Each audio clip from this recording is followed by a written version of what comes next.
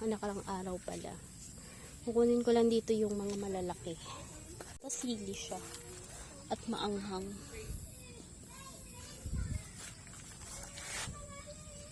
Hindi na yun magre-reklamo. Ayan.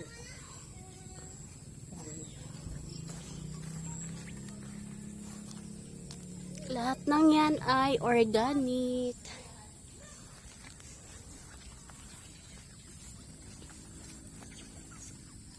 Walang chemical. Ayan, hugasan ko na lang to. Ito yung siling na tumba, tas pinadapa ko na lang din. Hindi ko na siya pinatayo. Ito maliliit pa, oh. Marami siyang bunga, pero kaya lang maliliit pa. Ba't nagkaganito to? Kuhanin ko na to.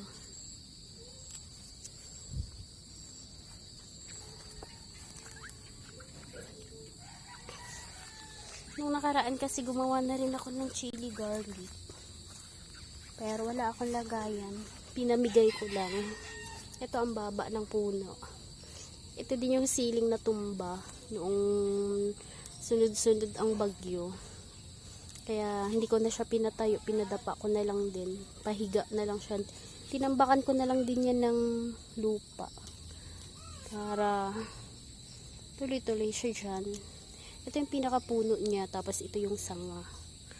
Ayan, ito yung pinakapuno, tapos ito yung, nung natumba, may maliit na sanga at lumaki naman na siya.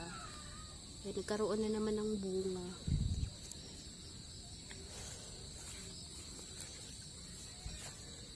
Eto, maliliit. Ang lago na ng ano, oh. Parang gusto ko nang tabasin tong mga dahon na to. Ano to eh. Natakpan na yung may sili pa yan dyan sa ilalim. Hindi ka na makita kung may bunga o wala. Ay, naglaglagan yung mga ano. Oo, mabilis gumulang. Natakpan yung mga sili.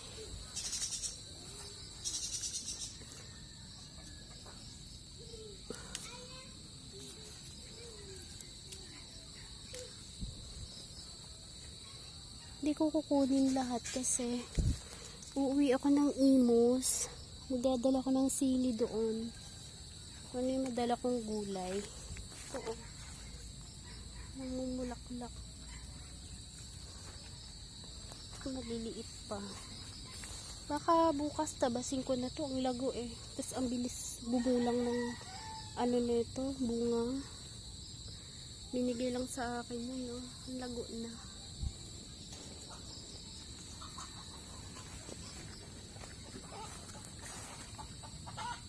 Kalahating kilo na kaya to kasi timbangin ko nga pagkalahating kilo. Ayan guys, hello, welcome back again. At ngayon ay gagawa ako ng yung chili garlic ko. Meron ako ditong manual na ayan, nabili ko lang ng 75 pesos. At meron ako ditong bawang, may mga, andito yung mga sili, yung mga na-harvest ko. Nasa 3/4 yan siya, 3/4 kilo. Halo-halo na yan, may siling atsyal, may labuyo, tsaka may siling panigang. Yan yung isasama ko sa chili garlic. At ayan na nga, mag-uumpisa muna ako. Babalatan ko pa to at hihiwain ko pa yung mga yan. Aalisan ng tangkay.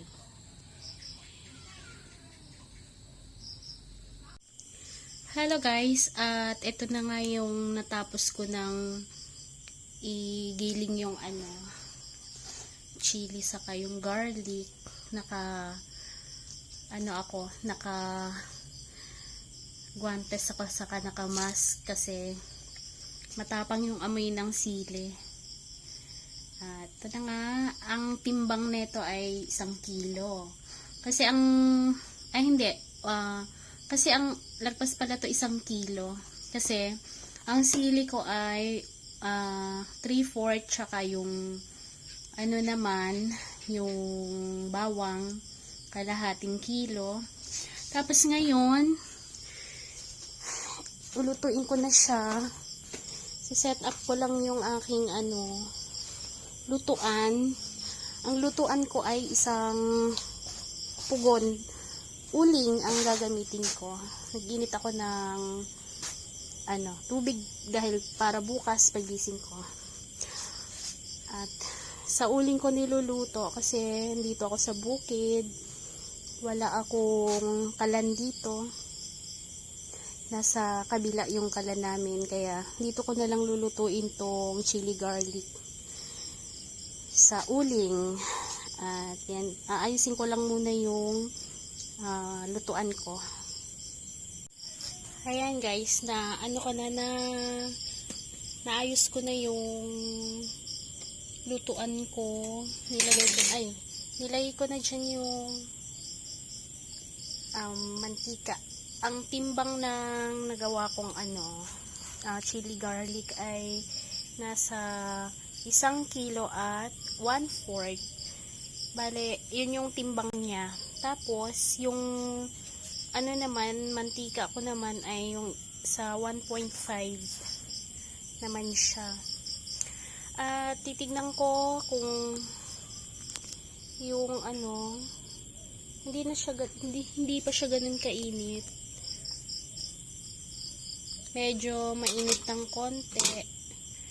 Ilalagay ko na tong mga nagiling kong chili at garlic para hindi siya masunog. Kaya hindi ko pinapainit yung mantika masyado para hindi siya masunog pag nilagay. Kaya lang hirap ako. Wala akong lagayan ng camera. Wait lang. Bubuelo lang ako. Hawak-hawak ko yung camera ko eh. Tapos hawak ko yung ito. Dito ko na lang sa gilid. Baka matapon. Ops, dahan-dahan lang. Whoop.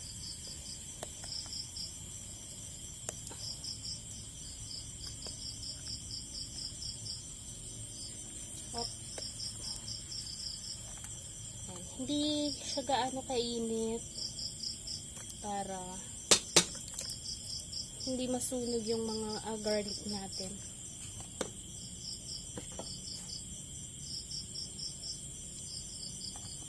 Simutin ko lang kasi sayang naman.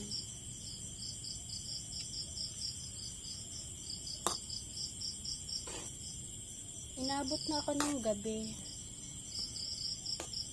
Tama lang yung mantika niya, pero parang kulang yung mantika. Mas marami yata itong mas marami yung chili garlic ko at parang kulang yung mantika. Tatapusin yung mantika ko pala na ito sa 1.5. Dadagdag pa siguro ko ng mantika na ito.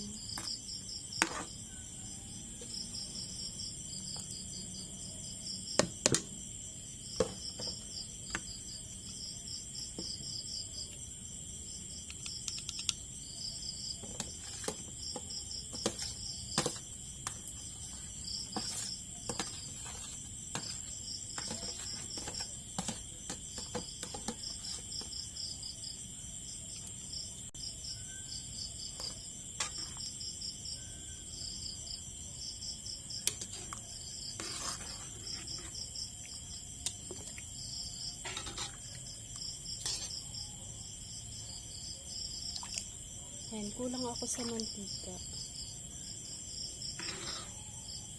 Puro chili garlic lang to siguro pagkaluto.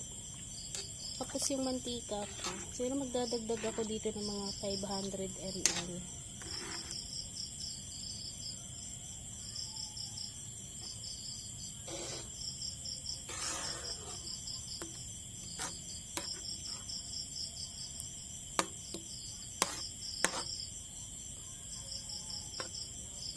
Kasi pag nilagay ko sa bote yan, baka hindi pantay yung baka maubusan ako ng oil.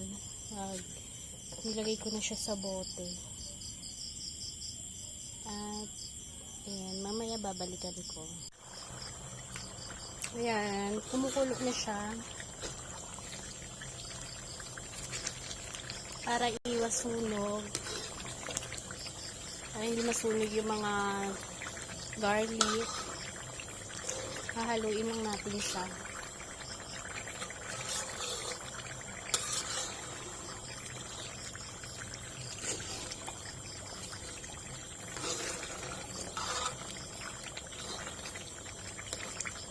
Hindi ako naglagay dito ng pampakulay.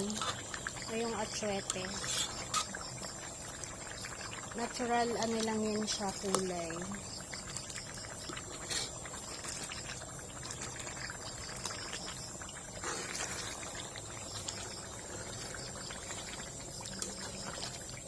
Malakas yung ano, apoy. Hindi ko makontrol kasi cooling siya.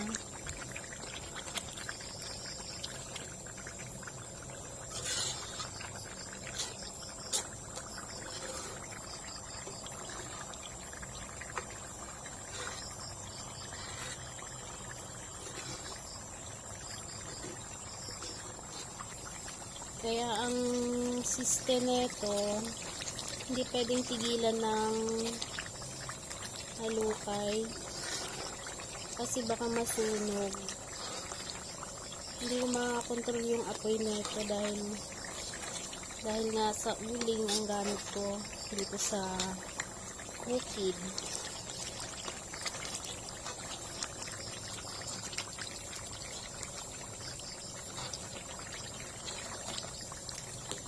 Yan, dinagdagan ko na lang ano yan, ng oil.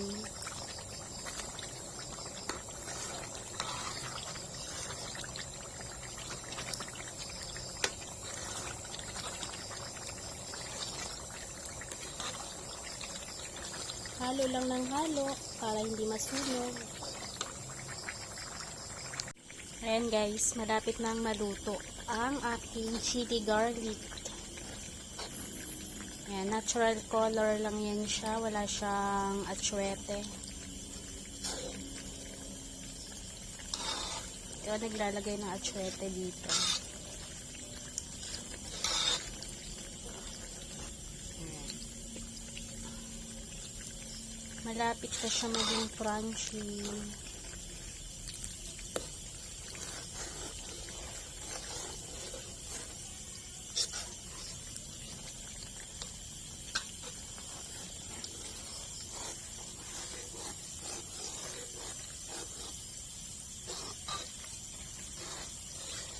Pangalawang luto ko na to ngayon dito sa uling. Napapansin ko kapag uling ang ginamit ko. Kasi yung unang luto ko dun sa uling, maganda yung pagkaluto ng garlic tsaka ng chili.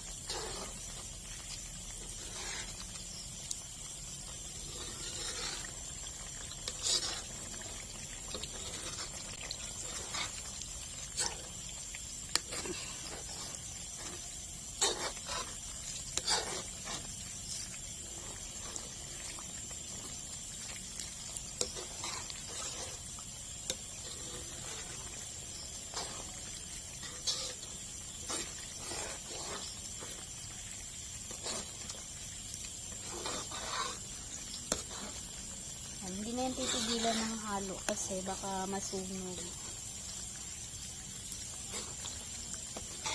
Nagdagdag kasi ako ng uling. Paubos na yung uling ko kasi. Ay ganyan siya. Kulong-kulo na yung mantika niya. Pero hilaw pa yung sili saka garlic. Mayat maya yan, luto na yan. At malapit na siyang maluto, lagyan ko ng dahon ng laurel. Dagdag pampabango lang.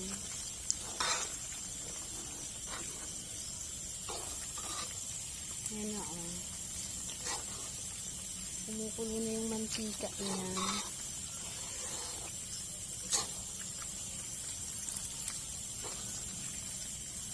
Ayan, natural color lang siya. Wala akong nilalagay dyan na atsuete.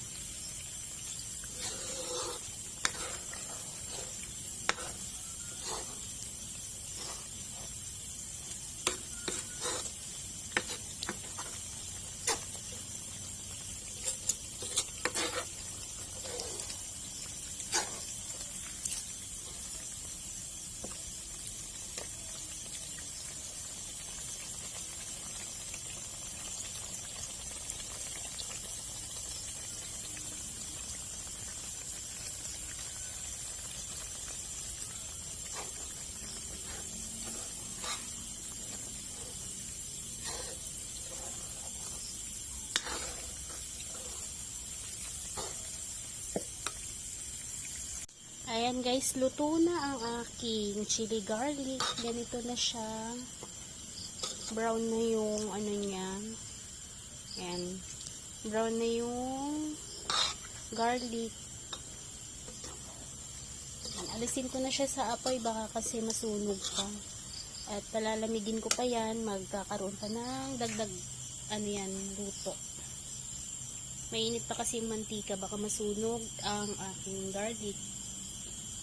Ayan guys, tapos ko nang mailagay sa bote yung mga nagawa ko kaninang chili garlic. Ito po siya. Ayan. 120 ml. Tapos ibebenta ko siya ng 50 pesos. Ayan. Organic po yan at walang halong chemical. Meron na akong produkto na galing sa aking garden. At ayan na. At dito na ako magtatapos. Bye, bye, bye, bye. Tutulog na ako. Mag-aalauna na yata. Ayan. Nakagawa pala ako ng, bilangin ko.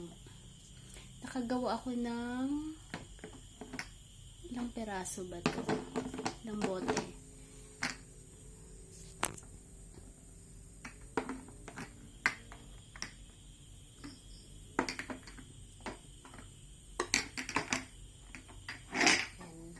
Hindi lahat nalagyan.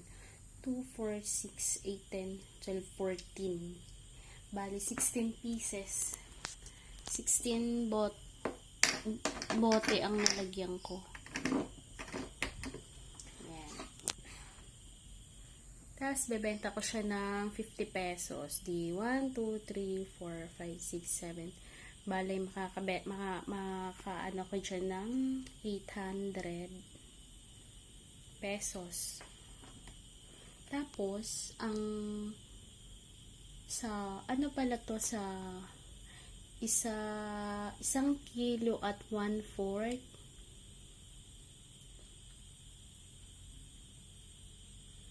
1 and 1/4 kilogram na sili at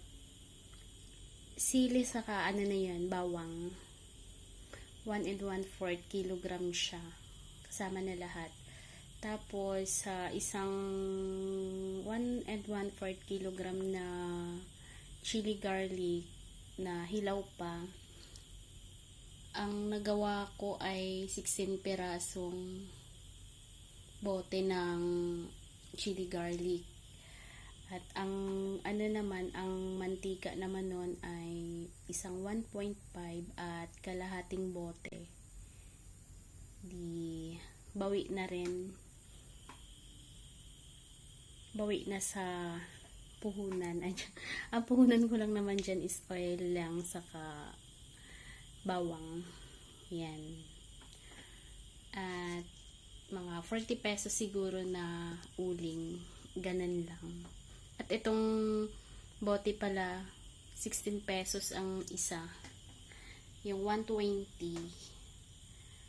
Kahit pa paano, may may kita pa rin. At dito na ako magtatapos sa aking pagluluto ng chili garlic. Tutulog na ako, alauna ng madaling araw na. Bye-bye!